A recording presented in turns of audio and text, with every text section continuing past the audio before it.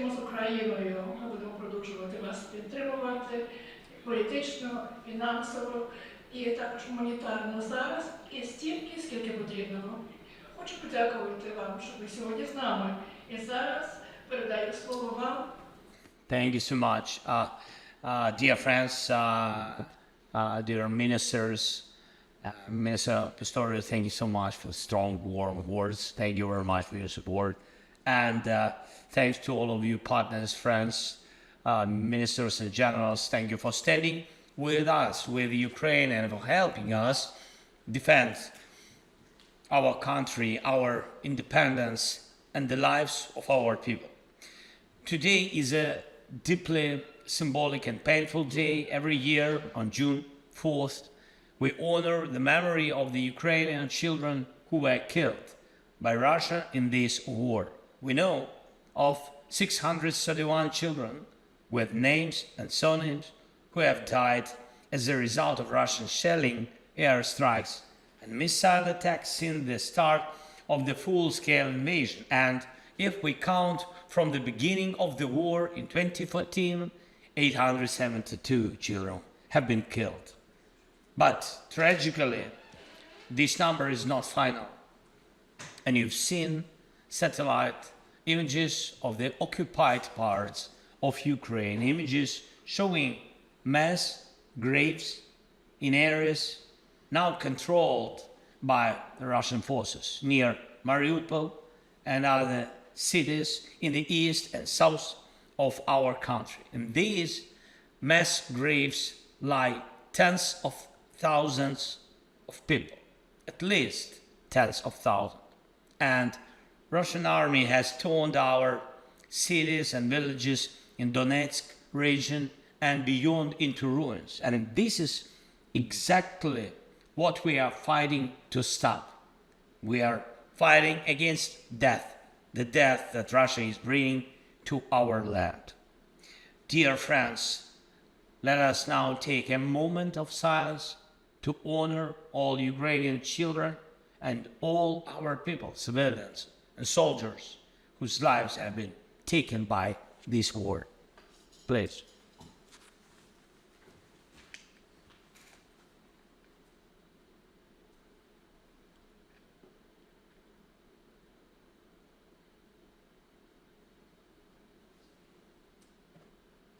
Good.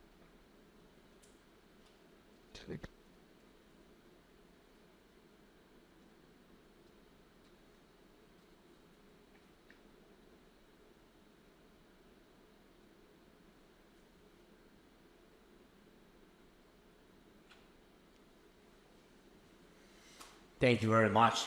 Best. Thank you so much. And we have no doubt that we can push Russia toward peace. But for that, we must continue to pressure Moscow with all available tools and step by step make its aggression meaningless. First, air defense. The stronger our air defense is, the less value Putin sees in attacking our cities and villages. So please, let's continue strengthening our air shield. I thank every leader, every country, and each of you who is already helping. But you also know we need faster deliveries of air defense missiles and systems.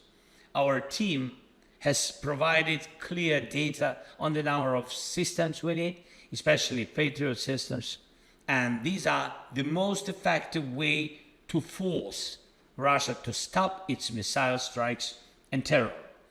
And we have also started discussions with some of your countries about localizing the production of air defense systems such as NASAMS, IRIS-T, SAM-T, and others in Ukraine. Let's make it happen.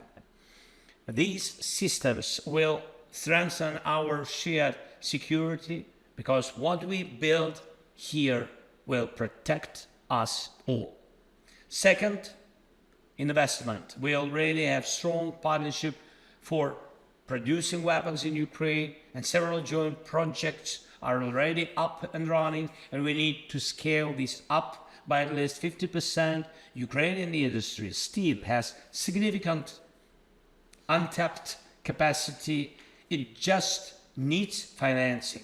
Our team can provide you with detailed calculations. And our soldiers, especially those on the front line and involved in operations like Spiderweb, are proving that our drones truly save lives and deliver real results. We only have 17 billion available for weapons procurement from our own national budget for our 35 billion industry. The funding gap is 18 billion. It's crucial that today's Ramstein meeting results in real agreements for joint production and investment in Ukraine's defense industry. I urge you to stay fully engaged in building new defense packages for our soldiers. Third, the coalition of the willing. We have already started working with some of the countries here on real security guarantees and political steps to prevent the war from spreading or starting again. I thank each country already involved, but we need to stay practical to prepare decisions, infrastructure and coordination. Let's speed this up at the team level. And, dear friends, one more thing. We must not allow Russia to blur reality or mislead the world. Moscow must be forced into diplomacy. We need ceasefire. We need real peace. We need real security. And we must use every method available to achieve this. Our front line and our defense, our production and technology, our work to build a real security architecture. And we must be effective in all of it, I'm sure. Thank you to everyone who is helping us. Thank you. Slava Ukraini.